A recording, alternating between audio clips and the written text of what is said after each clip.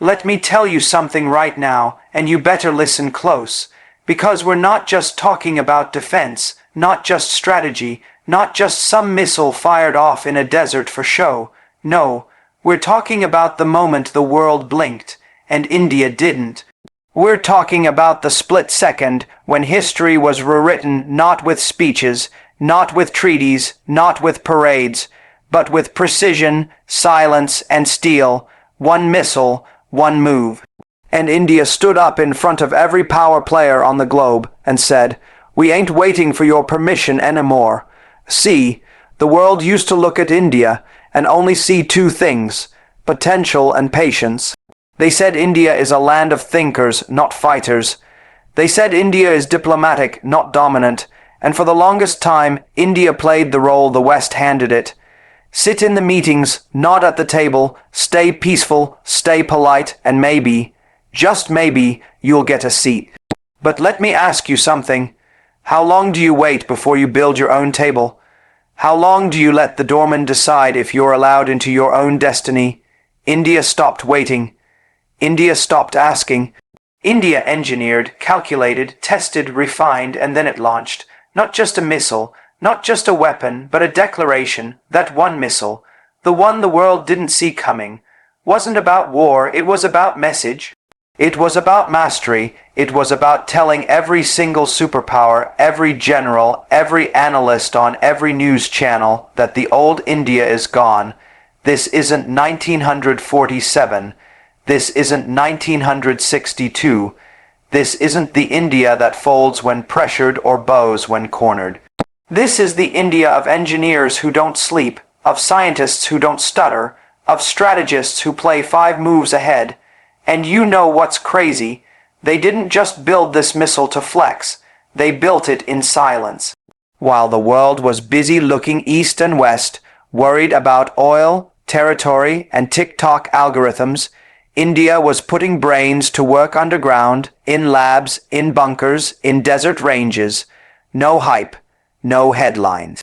Just hustle, because let me break something down for you. In the world of defense, it ain't about how many troops you got. It ain't about waving flags or showing tanks in a parade. It's about precision. It's about knowing what to strike, when to strike, and how to strike, without warning. And India's missile program just set the gold standard. This wasn't some second-hand, hand-me-down tech borrowed from another power. This was home-made, home-tested, home-targeted firepower. This was made in India muscle with world-class brains behind it. Now everybody wants to act surprised. Where did this come from? They ask. India had this level of capability. Oh, they knew. They just didn't want to believe it. They saw India as the IT guy, not the general. They thought India could build your software, but couldn't command the battlefield. Well, now they know. Now they watching satellite footage, zooming in on test ranges, reading launch patterns like they're decoding scripture. Now they sweating, because this one missile wasn't just a test. It was a threshold. A signal that India is done playing reactive defense and ready to write the rules. And don't get it twisted. This ain't about aggression. It's about assertion. It's about saying we have the right, the power, and the responsibility to defend our interests our way. Let me ask you a question. When was the last time a single move shook the chessboard like this? I'll tell you, almost never. You gotta go back decades, and even then, it wasn't done with this kind of calm confidence. Because India didn't launch in panic. It launched in purpose, with clarity, with calculation, like a master chef adding the final touch after years of perfecting the recipe. And what did the West do? They froze. They issued statements. They whispered behind closed doors. We need to reassess, they said. India's deterrence capability is maturing. No, it didn't mature, it arrived fully, without asking for permission, without begging for recognition. India doesn't need anyone to hand it superpower status. It already earned it. This missile, it was just the receipt. But here's what most people still don't get. This move wasn't just military. It was psychological. You change the narrative when you change the power dynamic. Every think tank, every intelligence report, every defense summit now has to start with the words, "What is India's response going to be?" India ain't the footnote anymore, it's the headline. See, a smart defense move ain't just about protection. It's about positioning. It's about saying, we're not here to prove we can fight, we're here to make sure we don't have to. That's what real strength looks like, strength that doesn't scream, but speaks in numbers, in trajectories, in satellite data, in geopolitical tremors. Let me tell you why this move was genius. While others are spending billions on outdated doctrines, India skipped the noise. It focused on agility, on range, on accuracy. Not just reaching targets, but choosing them with such precision that the very thought of crossing India now comes with a pause. That pause, that hesitation, that's deterrence, and deterrence wins wars before they start. That's how you become a superpower, not with boots, with brains, not by invading but by innovating, not with empty threats, but with undeniable facts. That missile launch, clean, clinical, controlled, wasn't just a military operation. It was a message to every global strategist: you underestimated the wrong nation. And let's talk about timing. You don't make a move like this unless you know the board. While others were entangled in their own internal drama, while alliances were cracking and old superpowers were busy managing decline, India chose its moment. The skies were clear, the target set, the silence was broken. And in that launch sequence, India spoke louder than any speech ever could. This ain't Cold War era chess anymore. This is 21st century defense. And in this world, speed, surprise, and science win. India didn't just catch up, it leapfrogged. It didn't follow the path, it made a new one, and now countries that used to offer advice are asking for insight. Countries that used to look down are now looking sideways, nervous. That missile didn't start a war.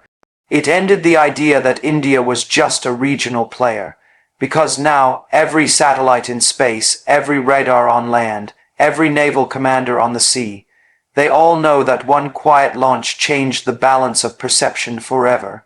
And you know what makes this all the more powerful? It wasn't about ego. It wasn't about headlines. It was about defense. Pure, unshakable, sovereign defense. Because India doesn't provoke, it prepares. It doesn't invade, it innovates. And when the time comes to show capability, India doesn't blink. This is the age of silent strength. The age where the loudest countries aren't always the strongest. The age where one missile from the right nation makes 10 times the impact of 100 from the wrong one. And India just proved it. So next time someone asks, what made India a superpower? Don't point to a budget sheet. Don't point to a speech. Point to that missile. That quiet, disciplined, beautifully executed launch that made history. That signaled the arrival of not just a nation, but a mindset. One of precision. One of strategy. One of power wrapped in purpose. Because in today's world, the strongest move is the smartest one. And India just played it. It marked the birth of India's assertive military doctrine backed by innovation. This missile became India's entry ticket into the elite club of uncontested strategic influence, because before this moment, the world always placed India in a holding pattern, a country with potential, with promise, with patience, but never a country they feared. They respected India's culture, its philosophy, its democracy, and its intellect, but they did not consider India a player that could shift the tectonic plates of power in a single move. That all changed the day India launched that missile, not in provocation, not in desperation, but with absolute clarity. A missile so precise, so advanced, and so domestically built that it silenced critics and stunned allies alike. Because for the first time in modern history, The world watched India take its seat not at someone else's table, but at the head of its own. This missile wasn't just a weapon, it was a statement. A technological marvel designed not in the factories of foreign giants, but in the hearts of Indian minds who spent years, sometimes decades, perfecting a platform that didn't just reach targets.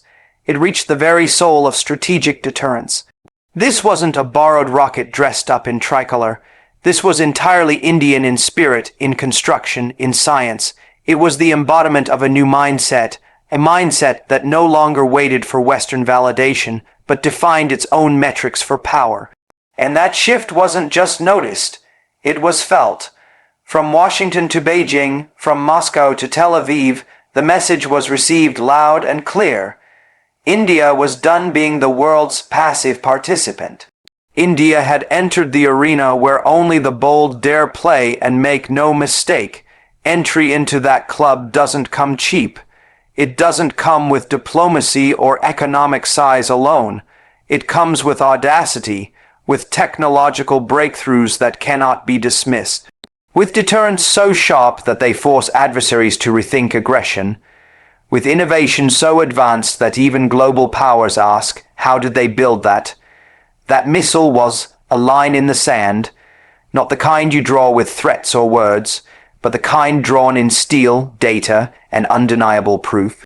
That India can not only defend itself, it can dominate the conversation. This wasn't about aggression. This was about arrival. Arrival into a sphere of nations that do not beg for peace, but are so prepared that conflict becomes unthinkable. That is the power of uncontested strategic influence. It's not about conquest, it's about consequence. Every time India moves now, the world has to account for it. That's the shift. Before the missile, India was consulted. After the missile, India is considered. Every conflict scenario, every war game simulation, every alliance decision now includes a clause. What will India do? That's strategic power, that's presence. That's the level at which this missile placed India, and let's talk about how it got here. Because this didn't happen overnight. This wasn't luck. This was the result of years of silent strategy, of Indigenous R/D, of leadership that said, enough with dependence. Every bolt, every sensor, every circuit inside that missile came from soil, sweat, and vision right here in India. And it wasn't just scientists in white coats. It was the government officials who backed them, the military leadership that trusted them, the people who believed in a stronger India. This was national will turned into national weaponry. And in doing so, India shattered the myth that true power had to be purchased from abroad. That myth is dead. India now writes its own defense doctrine on its own terms, with its own tools, and it didn't take 10 aircraft carriers or nuclear submarines to do it. It took focus, precision, investment in the right places, because power in the modern world isn't always about scale. It's about smart leverage, and this missile wasn't just smart. It was genius. Designed for rapid deployment, impossible to intercept, and devastatingly accurate. It wasn't just another test, it was a template for how India would move in the future, efficiently, decisively, silently. No screaming press conferences, no hollow threats. Just execution. Now watch how that changes the game.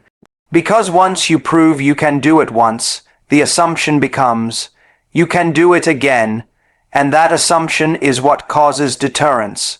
The fear that this isn't a one-off, that India has dozens more innovations ready to roll, that behind every public display is a private capability the world hasn't even seen yet. That fear, that's power. Strategic influence doesn't come from what you show. It comes from what others suspect you can do. This missile created that uncertainty for others, and that certainty for India. It's the moment where geopolitical posture turned into geopolitical position. The moment when India no longer just reacted to global tension. It influenced its very fabric. And all of this came not from a change in foreign policy, but from a change in technological belief.